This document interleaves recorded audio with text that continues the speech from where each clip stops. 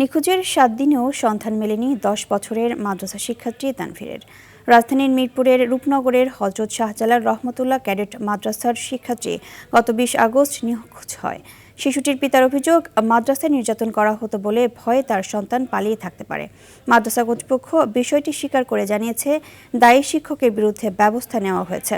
শিশুটিকে উদ্ধারে সর্বোচ্চ চেষ্টা করার কথা জানিয়েছে পুলিশ। এআর বাদলের রিপোর্ট। 20 আগস্ট সকাল 8:16 সিসি ক্যামেরার ফুটেজ অনুযায়ী টুপি, পাঞ্জাবি, পাজামা পরা অবস্থায় কাঁধে একটি ব্যাগ ও হাতে একটি ব্যাগ নিয়ে বাসা থেকে বের হয় শিশু তানভীর আহমেদ। অন্য এক সিসি ক্যামেরায় দেখা যায় শিশুটি রাস্তা দিয়ে হেঁটে কোথাও যাচ্ছিল। এরপর আর তার খোঁজ মেলেনি। মাদ্রাসার পাশে বাসা হওয়ায় বাসায় গিয়ে শিশুটি খাওয়া দাওয়া করত। ঘটনার দিন সকাল 7:30টায় নাস্তা করতেই বাসায় গিয়েছিল তানভীর। এক ভিডিও ফুটেজে দেখা যায় শিশুটির শরীরে নির্যাতনের চিহ্ন। তার বাবা অভিযোগ করেন, মাদ্রাসায় তার সন্তানকে নির্যাতন করা হতো।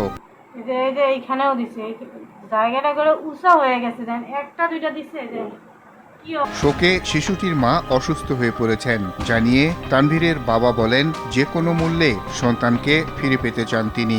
আমার বাচ্চাকে এর আগেও নির্যাতন করছে, নির্যাতন করার কারণে আমার বাচ্চার আমার কাছে ফুটেজ আছে, নির্যাতন করার কারণে বাচ্চা দেখা গেছে এর আগেও অনেক কান্নাকাটি করছে। তারপর আমি হুজুরক ধরছি, হুজুর আমার কাছে অনেক রিকোয়েস্ট, হুজুর আমার সামনে কান্দে ফেলছে যে ভাই এইরকম আর জীবনও হবে না। শিক্ষককে আমি মাদ্রাসা থেকে বহিষ্কার করে দিয়েছি, আমার কাগজ আছে।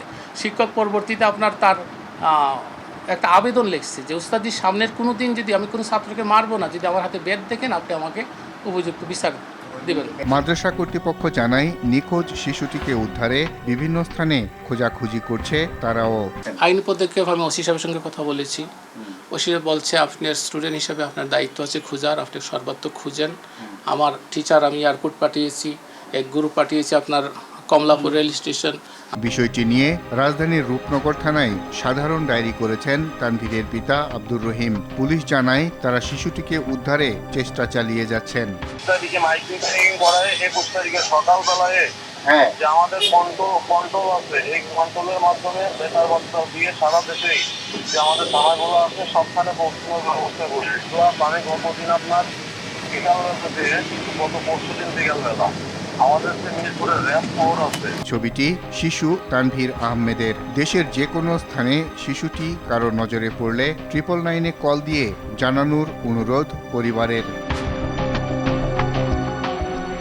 এআর বাদল, RTV, ঢাকা।